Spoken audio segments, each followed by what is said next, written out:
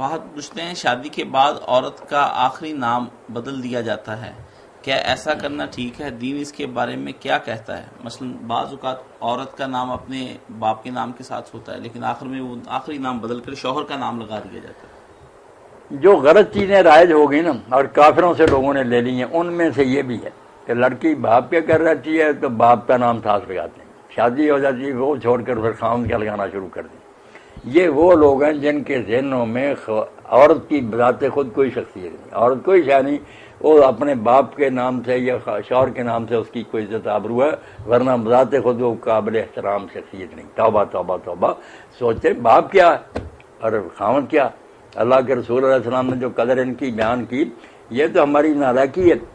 مسلم کورا پرستار شمرد بہراز حکمت قرآن بڑھ، اقبال کہتے ہیں جس بیوقوف اور نادان نے عورت کو نوکرانی سمجھا، بہراز حکمت قرآن، اس کو قرآن کی حکمت سے حصہ ہی نہیں ملا۔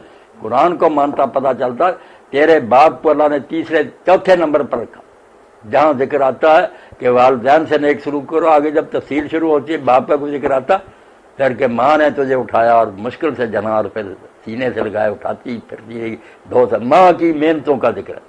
اللہ کے رسول کے سامنے جب بات آئی کس سے نیک سلوک کروں، پر میں اپنی ماں سے، پھر پوچھا ماں سے، پھر ماں سے، چوتھی مرتبہ کا اچھا باپ سے۔ تو ماں جو ہے اس کی اپنی بڑی شخصیت ہے، کیوں وہ باپ کے ساتھ چمٹی رہے اور خاوند کا ذمہ بنی رہے، بلکہ ان کی عزت اور آبرو ہے ماں کی وجہ سے کہ فلاں کے بیٹے ہیں۔ عیسیٰ علیہ السلام دنیا میں عزت پائی ہے تو ابن مریم ہی کہلاتے ہیں کہ مریم کا بیٹا، اب مریم صدیقہ ہے۔ حضور نے فرمایا کہ فاطمہ جنت کی ساری عورتوں کی سردار ہے سوائے مریم۔ یہ بھی نہیں ہم ساتھ بیان کرتے کہ مریم بنت عمران جو ہے نا اپنے دور کی، وہ بھی عورتوں کی سردار ہے، بہت بڑا مقام ہے۔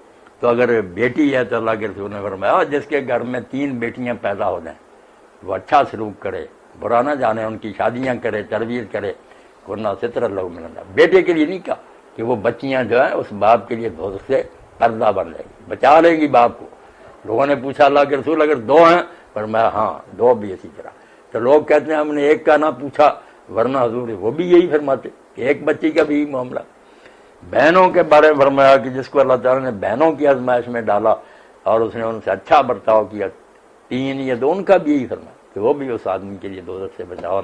اور اگر بیوی ہے تو فرمایا خیرکم خیرکم لأہلی، تم میں سے سب سے نیک مومن وہ ہوگا اچھا قیامت کے دن جس کا برتاؤ اپنی گھر والی سے اچھا ہوگا۔ اب سب مسلمان بچے عورتیں سن رہے ہیں، میں کہتا ہوں تم اپنے رسول کو یاد کرو۔ جب اللہ کے پاک پیغمبر دنیا چھوڑ رہے تھے اور آپ نے پورے ملک عرب میں اعلان کرا دیا کہ یہ میرا آخری دیدار ہے، اگلے سال تم مجھے نہیں دیکھو گے، اللہ کی طرف سے اطلاع مل گئی، سارا عرب و منڈ آیا، بچے تک ساتھ لے آئے لوگ، میدان عرفات میں جمع ہو۔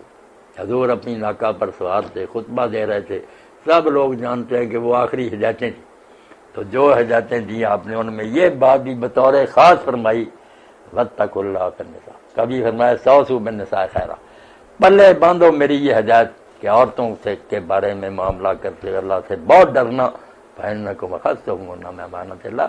جب ایک عالم تمہیں یہ بچی دے رہا ہوتا کہ میں نے تیرے ساتھ نکاح کیا، تم کہتے میں نے قبول کیا، تو نہ عالم بچی کسی کی دے سکتا ہے، نہ باپ یہ چاہتا کہ میری بیٹی کی طرف کچھ دیکھے، مگر حکم شریعت کو مان کر حضور نے فرمایا اس وقت تم اللہ کی امانت لے رہے ہوتے، بندوں سے نہیں لے رہے ہوتے، اللہ کے ہاتھ سے امانت لے رہے ہوتے ہو، اس لیے وہ ایک دن اپنی امانت کے بارے میں پوچھے گا کہ تم نے بیگانی بچی کو لے کر امانت پھر اس کے ساتھ یہ ظلم کیے۔